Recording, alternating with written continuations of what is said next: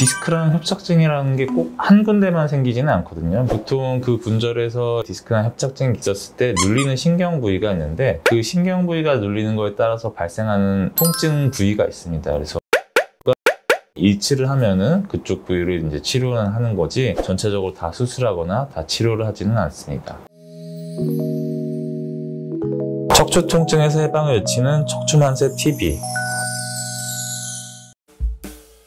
안녕하세요. 신경외과 원장 이종민입니다. 오늘은 척추 수술에 관련된 주제로 한번 말씀을 드려보려고 합니다. 원장님, 어떤 환자분들은 협착증이나 디스크가 한 구간이 아니라 여러 마디에 걸쳐서 발생하는 경우들이 있는데 그거를 다 수술을 해야 되나요? 허리 같은 경우는 보통 요추만 따져도 5분절이 있고 그 위에 흉추, 경추에도 여러 분절이 있기 때문에 디스크랑 협착증이라는 게 꼭 한 군데만 생기지는 않거든요. 보통 4번, 5번이나 5번 꼬리뼈 제일 밑에 많이 생기긴 하지만은 간혹 그 위에 생길 수가 있습니다. 검사나 이런 거 해봤을 때 디스크나 협착증이 여러 분절에 있다고 해서 그 분절 다 치료해야 되는 건 아니고 보통 그 분절에서 이제 디스크나 협착증이 있었을 때 눌리는 신경 부위가 있는데 그 신경 부위가 눌리는 거에 따라서 발생하는 통증 부위가 있습니다. 그래서 영상과 증상이 일치를 하면은 그쪽 부위를 이제 치료를 하는 거지 디스크나 협착증이 있다고 해서 전체적으로 다 수술하거나 다 치료를 하지는 않습니다. 왜 이제 그렇게 치료를 하는 것이 효과적인지 말씀 좀 부탁드리겠습니다.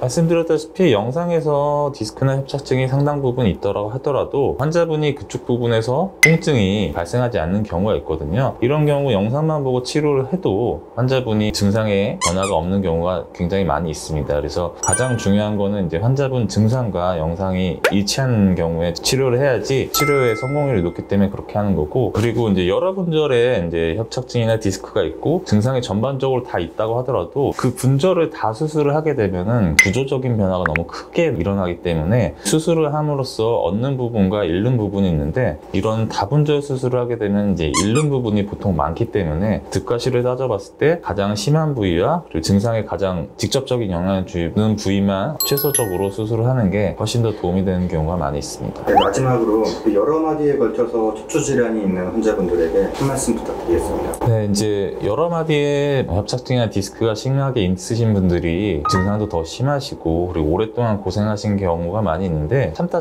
결국에 이제 수술을 하기 위해서 오시는데, 그때 수술을 받게 되면 이제 큰 수술을 받아야 되는데 그렇게 큰 수술을 받고 나서 아무래도 내가 이제 큰 수술을 받았으니까 완전히 통증에서 해방될 거다 이런 기대를 갖고 계시는 분들이 계신데, 사실 이 부분은 조금은 힘든 부분이 있어요. 아무래도 이렇게 다분절 쪽에서 디스크나 협착증이 있을 때까지 장시간 이제 방치된 부분이 있고, 또 그렇게 큰 수술을 받게 되면 정상적인 구조물 쪽에 손상이나 이런 부분이 커서 그 수술로 인해서 발생하는 통증이나 이런 게 있을 수가 있습니다. 그래서 보통 이렇게 여러 분들 다분절이 있을 경우에 이거 다 해결하겠다 생각하기보다는 지금 가장 문제가 되는 부분만 이제 해결하고 나머지 안 좋은 부분은 이제 생활습관 교정과 운동을 통해서 해결하는 게 조금은 더 현명한 판단일 수도 있습니다. 이런 다분절의 협착증이 있을 때는 당연히 이제 전문의와 다시 한번 상담을 받으신 후에 치료 방향을 결정하는 게 가장 중요하겠다 말씀드릴 수가 있겠습니다. 네, 오늘도 좋은 말씀 감사드립니다. 감사합니다.